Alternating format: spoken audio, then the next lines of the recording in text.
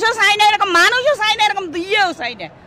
এগুলো কি অনুপযোগী হয়ে গেছে ঢাকা শহর বসবাস করা। 5 বছর 10 বছর 15 বছর পর সরকারের পরিবর্তন হয়েছে, কিন্তু জনগণের কি ফায়দা হয়েছে? জনগণ তো আরো ক্ষতিগ্রস্ত হইতাছে। তো ভোগান্তিতে আপনি দেখতেছেন না আমরা কি পরিস্থিতিতে স্বীকার করতেছি, এটা আবার বলার কি আছে? এটা কোনো বলার ভাষা আছে? আপনি বলেন। আমরা এরকম দেশও চাই না, এরকম মানুষও চাই না, এরকম দিয়েও চাই না। এগুলো কি এক দল নামাইছে, আরেক দল এখন শুরু করে দিছে। এগুলো চোর তো বাঙালি তো চোর। রাজনীতির আপনি প্র্যাকটিক্যাল পরিস্থিতি দেখতেছেন না আমরা কি পরিস্থিতিতে পড়ছি। যেই দলই হোক জনগণের ভোগান্তি করে আসলে এই ধরনের রাজনীতি আসলে সাধারণ জনগণ পছন্দ করে না। সে যে দলের হোক, কিন্তু উচিত ছিল একটা রাস্তা ক্লিয়ার করে দেওয়া, যে সাধারণ জনগণগুলো একটু যেতে পারলো। একটা রুগীও তো থাকতে পারে, ইমার্জেন্সি থাকতে পারে, মানুষের জরুরি কাজ থাকতে পারে, অফিস আদালত থাকতে পারে। এই পরিস্থিতি হলে আসলে আমার দিক থেকে আমি এটা আসলে সাপোর্ট করতে পারি না।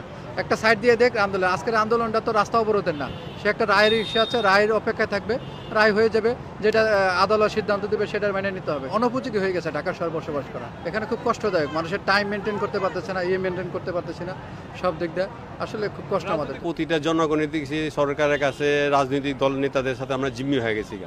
এই যে দেশে যে একটা পরিবর্তন হয়েছে, কিন্তু এই পরিবর্তন তো আমরা দৃশ্যমান দেখতেছি না। জনগণের ভোগান্তি তো লেগেই আছে।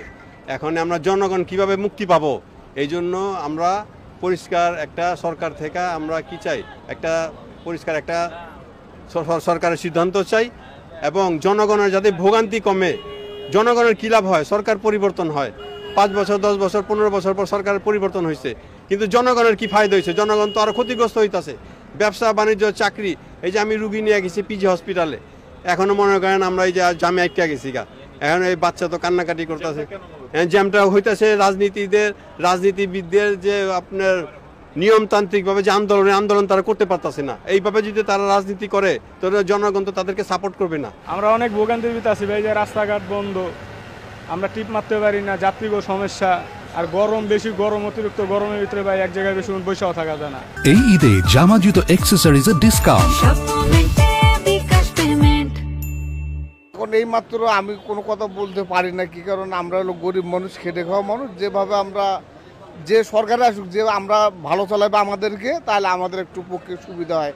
এই যে রাস্তাঘাট বন্ধ, এটা ভোগান্তি আমাদের। আমরা তো গাড়ি জমা দিই, 1200 টাকা জমা দিয়ে চলে দিছি গাড়ি, এখন তো জমা উঠাতে পারি না। মাত্র মনে করেন যে 500 টাকা ভাড়া মারছে, আর এই যে মানুষজন সব নামে যেতেছে, আর কোনো যাত্রী পাওয়া যেতেছে না। আমাদের কাছে নিরাপত্তাটাই সবচেয়ে মেইন। নিরাপত্তায় আমরা চাইতেছি, সিএনজি চালক আমরা যারা আছি সবাই নিরাপত্তা চাই।